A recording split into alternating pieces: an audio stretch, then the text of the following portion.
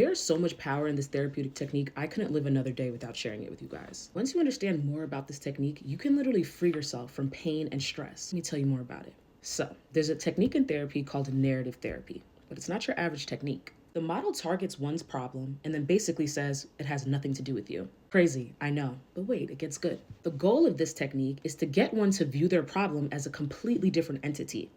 Literally. Some therapists go as far as even giving the problem a name and referring to it in third person. For example, if you've been experiencing symptoms of depression or anxiety, instead of saying, I have depression or I have anxiety, in session, we would say, depression was really annoying me today, or anxiety was doing the most. This gets you to view the problem as a separate entity, like something that has come to intrude your happiness rather than something that is a part of you. Now keep following. You're gonna see how this technique is vital for success. And you guys know it wouldn't be me if I didn't tie in mental health and spirituality and science all together, because from my point of view, all is one. So when referencing spirituality, this may be why religions or spiritual folk oftentimes address their struggle as an external entity. For instance, when one feels deep sadness or fear, they may say, oh, that's the devil. What they're doing, whether they recognize it or not, is externalizing the problem, even giving it an identity or a name, as we would in narrative therapy, which will then support them in attacking it or being able to take it on. When we don't separate our problems from ourselves,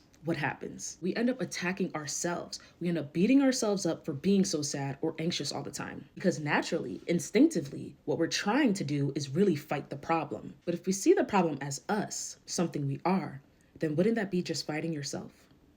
Either way, the problem has got to be attacked. The problem has got to be handled. You're either going to externalize it and take it on from that space, or you're going to identify with it and end up attacking it from an internal space. Now, this does not mean you shouldn't acknowledge your presenting problems. If you know something is not right within you, acknowledge it and get the proper help. Mental health complications are very real. I wouldn't take on this occupation if I thought it was hoopla. It's very real. Your struggles are real. So yes, acknowledge it and get the help you need. But I'm also not going to sit up here and tell you to identify with it or claim it. Acknowledging something and claiming something are two very different things. As a clinician that diagnoses people myself, I would never want anyone to revolve their identity around a diagnosis, period. You cannot be treated by a therapist without a diagnosis. Now think about that. There are clinicians, doctors included, that beep, beep, beep, give you a diagnosis so they could get on with treatment. And now you have a million people walking around identifying with disorders and illnesses that took a clinician 2 seconds to establish. And I'm not going to say much more about that. But I say that to say, stop identifying with your stuff. The more you identify with it, the more you claim it and accept it as you, the harder it becomes to shake off because you have now made it a part of your identity. This is very controversial. I often struggle on deciding what to share with you guys, just for like ethical reasons, but I believe that the information that I share with you guys is bigger than their program. So I'm gonna share it. Nonetheless, feel your feels and acknowledge them. If you're anxious, if you have ADHD, if you're depressed, get support. This isn't to brush your experiences under the rug. But if you're experiencing symptoms of depression, you don't have to say, I have depression. You don't have to say, I am depressed, because you're not. You didn't come here depressed. Your name is not depressed.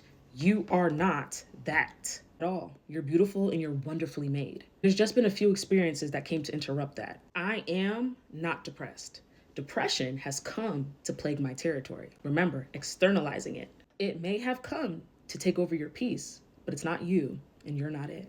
And you can allow yourself to be separate from those feelings. Through conscious effort and intentional doing, you can be freed. Narrative therapy, externalizing your problem, seeing yourself as separate from it, regardless of how severe your symptoms are, is really such a powerful thing. When you are able to view your problem as an external entity, if you're able to see the problem as separate, you then gain authority over it. And the fight is now external rather than internal. You are not those things. Okay?